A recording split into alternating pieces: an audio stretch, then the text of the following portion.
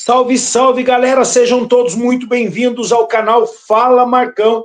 Vamos falar aí hoje um pouquinho sobre a entrevista coletiva do treinador Moza, tentar entender um pouco aí da cabeça do treinador e aonde ele quer chegar ali com as decisões dele, principalmente agora dessa entrevista coletiva após o jogo Botafogo de Ribeirão Preto e Coritiba, jogo esse que o Coritiba poderia ter vencido, mas não venceu. Eu separei 3 trechos aí da entrevista coletiva do Moza para a gente comentar um a um. Beleza, rapaziada? Então vamos acompanhar agora as primeiras palavras do Moza, do treinador Moza, na entrevista coletiva, para a gente tecer os nossos comentários aqui. Beleza? Vamos aí. Fala Moza!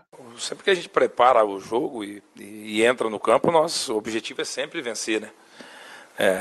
Mas assim, eu já enfrentei o Alan algumas vezes e as equipes dele são extremamente organizadas defensivamente, competem bem e competem muito.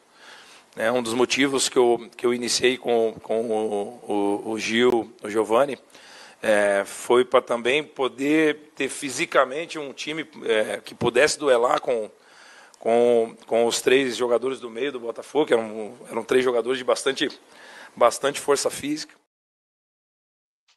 Como vocês puderam reparar, eu estava de olho ali, né? Estava de olho porque a primeira situação foi a que ninguém entendeu, que foi a entrada do Gil, ou o Giovanni, né? Gil, como o Mozart gosta de chamar, ou o Giovanni, na entrada ali no lugar do Seba Gomes, que estava suspenso e não poderia jogar. Naturalmente, todo mundo imaginava que quem fosse entrar no lugar do Seba Gomes era o Giovanni Meurer, até por uma questão de características. Uma vez que o Giovanni Meurer é pé esquerdo, é segundo volante, é bom no desarme, dá uma dinâmica boa na saída de bola, pisa na área, arremata gol, arremata de média e longa distância, tem um bom passe. Então, naturalmente, eu acho, né, eu pensei isso e muitos pensaram que o substituto do Seba Gomes, naturalmente, fosse o Giovanni Meurer. Até porque estava enfrentando um time que, como ele diz ali, o Alan Al, as equipes do Alan são todas muito bem organizadas, bem fechadas, que o Moza sempre, a impressão que dá é que existem 19 Guardiolas jogando o Campeonato Brasileiro da Série B, porque depois de cada jogo, nas entrevistas, o treinador sempre gosta de exaltar o trabalho dos treinadores, os times adversários, mas vamos lembrar que quando começou a rodada, o Botafogo de Ribeirão Preto era só o 17º colocado do Campeonato Brasileiro, fazendo sim uma campanha péssima. Ele diz que vinha de bons 2 resultados, uma vitória e um empate, mas numa classificação horrível, e nós vimos no jogo, um time que não agrediu em absolutamente nada. Então, eu não entendi, eu acho que muita gente não entendeu. Se ele não quisesse entrar com o Giovanni Meurer, ele ainda assim teria a opção de entrar com o Alisson, que também é um segundo volante, que também dá velocidade na saída de bola, é bom na marcação, mas ainda se não quisesse entrar com o Alisson, ele poderia puxar o Vini Paulista para fazer essa função, até porque é a posição de origem do Vini Paulista, e aí promover a estreia do Yuri Castilho, ou entrar com o Everaldo daquele lado, ou com o Clayson, opções tinham. Ele não quis, ele preferiu entrar com o Gil, ou o Giovanni, Gil, como ele gosta de chamar. Vamos ver mais um trecho aí da entrevista coletiva do Moza para a gente comentar. Fala, Moza. Dá uma dinâmica com o Carlos. O Carlos vem de um jogo contra o Avaí, que ele foi decisivo, né, fez o gol da vitória. E eu queria colocar sangue novo para entrar no lugar do Josué. Foi uma questão tática, simples assim. Então quer dizer que a saída do Josué foi uma opção tática. Pô, ali já se encaminhava para o final do jogo. Faltavam 14 minutos, porque o Depena ele jogou apenas 14 minutos do jogo.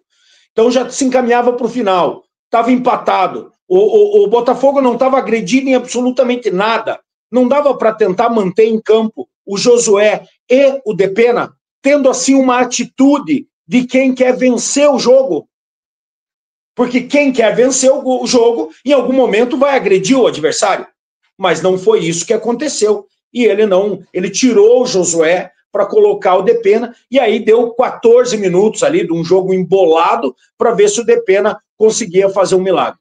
Infelizmente não conseguiu. Vamos para mais um trecho aí, o último trecho que eu separei da entrevista do Moza após o empate com o Botafogo de Ribeirão Preto. Fala, Moza. Então, historicamente aí despontam 6, 7 equipes, né, para brigar pelo acesso, né? E esse ano provavelmente não vai ser diferente. Normalmente é do meio para o fim, que existe um distanciamento um pouco maior, mas nesse primeiro terço aí de campeonato, ou primeiro quarto de campeonato, é normal que essa distância não seja muito grande. É um campeonato extremamente equilibrado, difícil.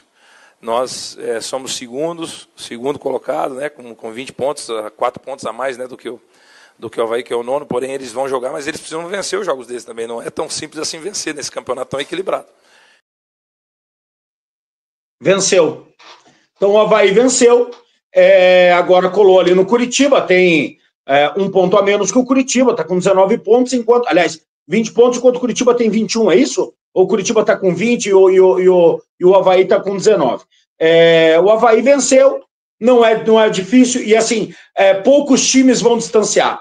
O Goiás, do técnico Mancini, já começou a distanciar, já começou a abrir ali uma pontuação essa que o Curitiba poderia estar abrindo. E por que eu falo isso, dessa questão do muito embolado? Está embolando cada vez mais, o campeonato está passando, o Curitiba ainda não conseguiu esticar, e assim, quando vem muita gente me falar sobre questão de elenco, eu não acho o elenco do Curitiba ruim, muito pelo contrário, é uma das 3 folhas mais caras da Série B do Campeonato Brasileiro, tem jogadores de qualidade, mas que por opção do treinador não estão jogando, ou o esquema está sendo diferente. E nessa partida contra o Botafogo, mais do que isso, o treinador Moser ainda acabou que ainda fugiu até do estilo de jogo dele, quando ele joga num 4-3-3, que é o estilo que ele gosta de jogar. Nessa partida, ele fugiu disso, quando ele joga com 2 volantes, camisa 5,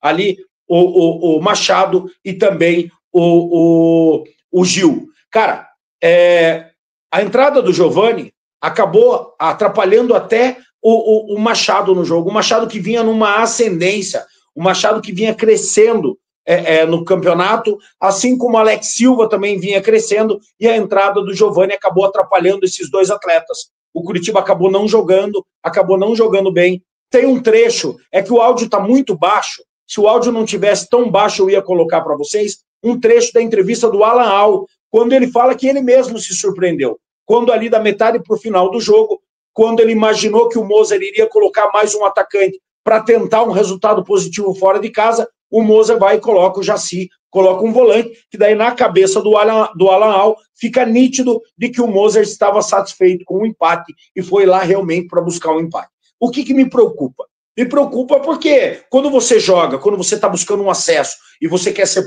protagonista de um campeonato, a conta é simples. Você precisa ganhar em casa, precisa tirar pontos dos concorrentes diretos fora de casa e você precisa vencer os times que estão brigando para não cair fora de casa. Curitiba já perdeu essa oportunidade, perdeu a oportunidade com o Botafogo de Ribeirão Preto, que era um jogo que deveria ter vencido, perdeu a oportunidade com a Ferroviária de Araraquara, que era jogo que tinha que ter vencido, perdeu de vencer o jogo contra o Novo Horizontino dentro de casa, jogando mal, em que o Curitiba foi salvo pelo Pedro Rangel, quando defendeu o pênalti defendeu o pênalti do Robinho, e também o Curitiba leva aquela sorte absurda no jogo contra o Vila Nova, no último lance do jogo, quando a bola bate na mão do zagueiro do Vila Nova e sai aquele pênalti que decreta a vitória do Curitiba. Isso me preocupa, porque o Curitiba não vem jogando bem, o Curitiba não vem rendendo, e estamos contando com a sorte. Curitiba termina essa rodada no G4, mas agora tem um jogo difícil, um jogo no próximo domingo contra o Atlético Goianiense, lá em Goiânia, e o Curitiba precisa vencer, porque na volta o Curitiba tem o Cuiabá em casa, que é um concorrente direto, e depois sai para um clássico Atletiba. É bem verdade que o time lá de baixo não está em boa situação, mas clássico é clássico. Beleza, rapaziada? Esse é meu vídeo de segunda-feira. Amanhã nós vamos trazer mais detalhes do Curitiba. Na quarta-feira nós teremos a live de quarta com convidados. Na quinta-feira teremos vídeo também já nos pré-jogos aí, falando tudo sobre Curitiba e Atlético Goianiense. Aliás, Atlético Goianiense e Curitiba, porque o jogo é fora de casa. Na sexta-feira, vídeo também.